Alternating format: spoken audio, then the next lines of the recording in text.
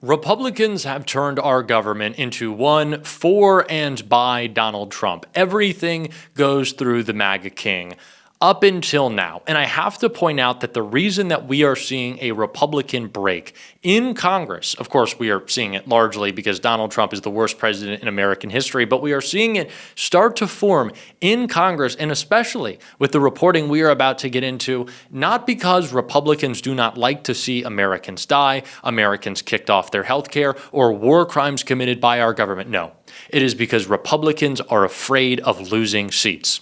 That is it. These are strictly political operators. They are cynical people, and they do not actually care. They are not breaking with Trump because they are growing a backbone. It is because he has made the environment so toxic for them, and that is why they are being forced to revolt. We are going to get into it all, but it begins with the pressure that Senator Chris Murphy, thank God, is putting on his Republican colleagues in the Senate when it comes to Donald Trump's illegal war. It's where we got to begin before we get to this break, being reported by Politico. So listen, we're going to have a debate and a vote every week in the United States Senate until either this war comes to an end or our Republican colleagues decide to do their constitutional duty. The Senate Foreign Relations Committee has still not had a single open hearing on a war that has cost more than a dozen American lives, that is devastating the American economy, that has led to the outbreak of crippling regional conflict and is costing tens of billions of dollars. That is absolutely extraordinary.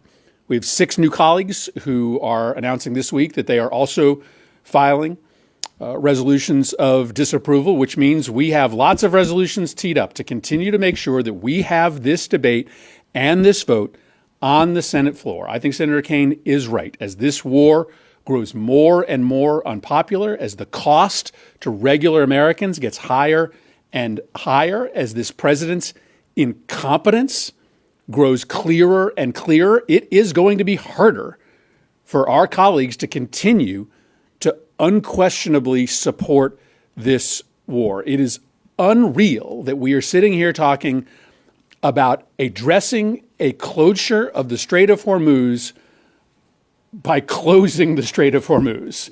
It sounds like it's out of a comedy, a science fiction movie, but America sees this for what it is, a war of choice that is costing American lives and American treasure. So what we're here to say is just very simply, if our Senate Republican colleagues won't do the right thing and have a debate and a vote, our numbers will grow, and we will continue to force this debate every week on the Senate floor. My thanks to Senator Booker for helping to lead this effort.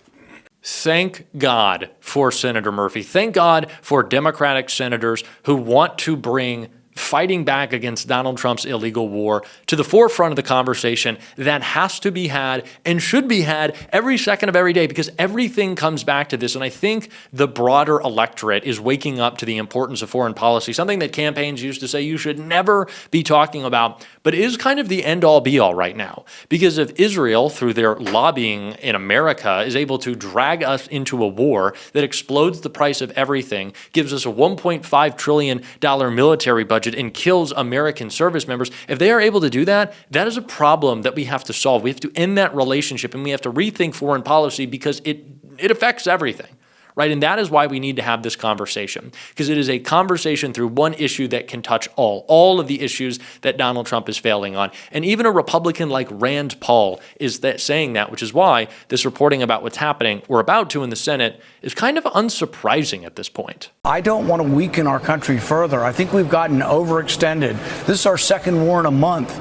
And these wars are very, very expensive, not only in the lives that are lost, but also in treasure. And so, no, I'm very, very concerned about the debt. It's been my number one focus for some time now. I know it has. And $500 billion to the military budget is fiscally irresponsible. Now, we know that Rand Paul is always going to be talking about the debt. We know that Rand Paul is an actual fiscal hawk and doesn't just talk that talk like most other Republicans do. So this is unsurprising. But Rand Paul has been speaking not from a person worried about the political impact, but his actual values is someone serving in our government. Now, I don't love Rand Paul, but I do understand why he makes the decisions that he does, why he falls on the policy spectrum that he does. He does have a worldview. Other Republicans don't. They're cynical operators. And that is why John Thune, who has to be the most cynical of them all, is pushing back on Donald Trump. And that pushback is about to blow up. GOP senators urge Trump to find Iran exit plan as energy prices rise. The clock is ticking. I think our members are going to be very interested in what next steps are, Senate Majority Leader John Thune said. Donald Trump promised a quick end to the war in Iran, but the ongoing conflict has kept energy costs high, and some Republicans are starting to go public with their concerns. GOP lawmakers who already feared November would be increasingly tough, an increasingly tough battle, are trying to nudge the president towards clearly defining the end game after a surge in oil, gas, and fertilizer prices. Trump warned the sticker shock might not completely recede by the time that November elections roll around, though news Friday that the Strait of Hormuz would reopen, which then it didn't, could begin to bring some relief and the agreement sticks, which it hasn't. That is why several GOP senators are warning the president that he could face growing pushback, including them not supporting military action against Iran after the conflict hits the 60-day mark at the end of next month. This is what they have been threatening.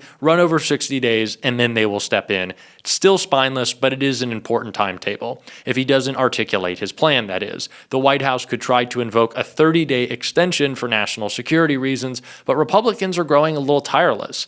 I hope that we are arriving at an exit strategy here to bring this to a close to preserve our security interest and bring down the cost of gasoline, Senator Josh Hawley of Missouri told reporters this week, adding that the clock is ticking on the war. The clock is ticking. That is a warning to Trump. Senator Lisa Murkowski of Alaska said in an interview that she had a group of other senators, they are all together in the process of drafting an authorization for the use of military force against Iran, which would lay out when and how Trump could use force. She pointed to the 60-day threshold. Again, this is the timetable that has been given as a possible deadline for hammering out text, saying it would be helpful for it to be done by then.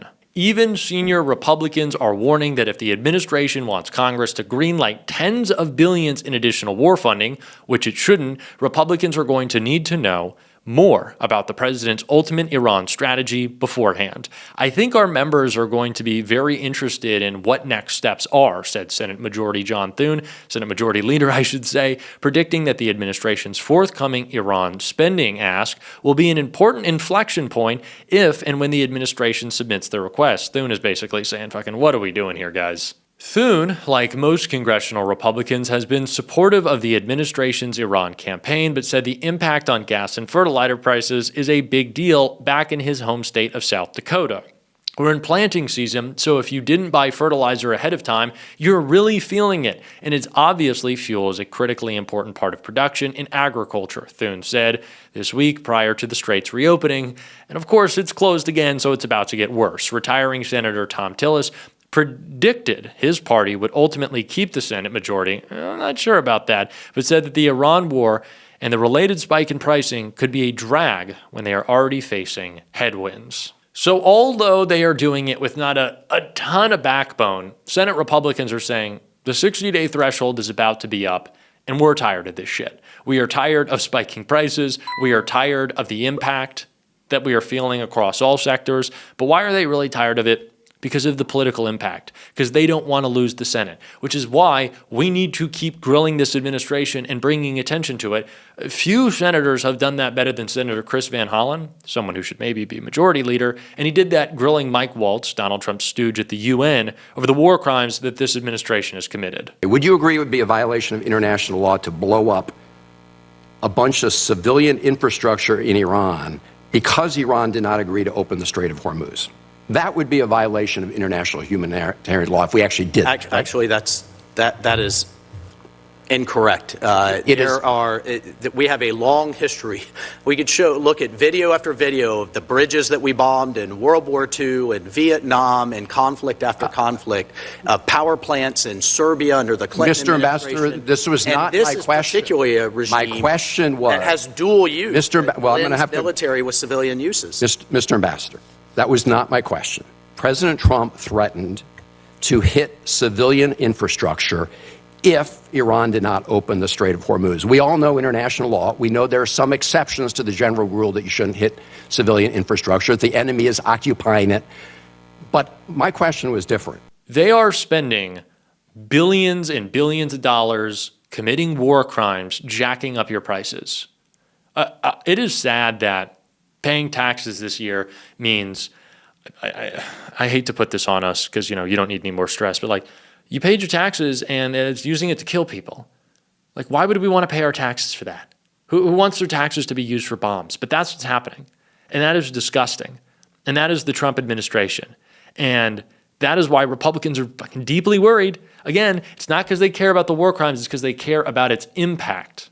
And few things are having a greater impact on a specifically important demographic that Donald Trump is losing, young people, than Israel. And Ro Khanna said it all right here. So let me ask you about Israel. You were one of 40, I mean, you're not in the Senate, but there were 40 Senate Democrats who voted to halt the sale of military equipment to Israel, something you agreed with clearly.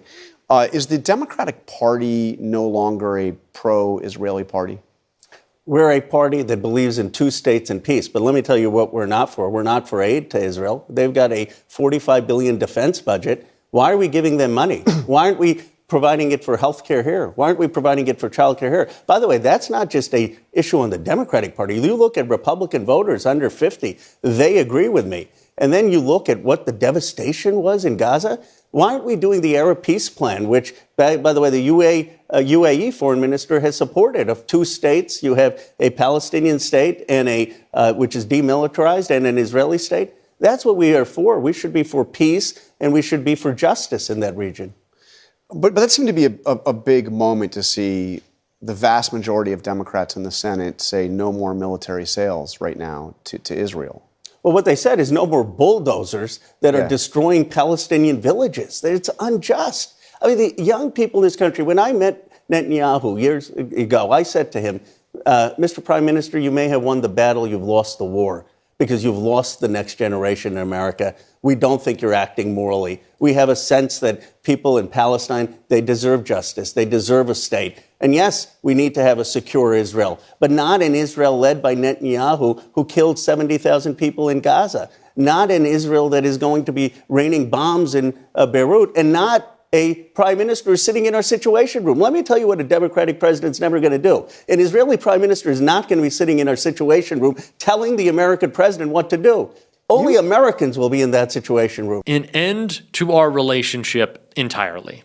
That should be a layup for every single Democrat who is America first, not Israel first, not bought out by the lobby, not trying to toe the line, America first. An end to the relationship. And that is also what is popular. Democrats talk about just wanting to win back young men. If you actually do, listen up and listen to people like Ro Khanna. That is what we are going to talk about, as you know, on this show. And if you want to support that, as always, you can hit that subscribe button, leave a like on this video. If you stuck around to the end, drop a blue heart in the comments. Keep on fighting, y'all. Don't let them silence you. And until next time, I'll see you soon.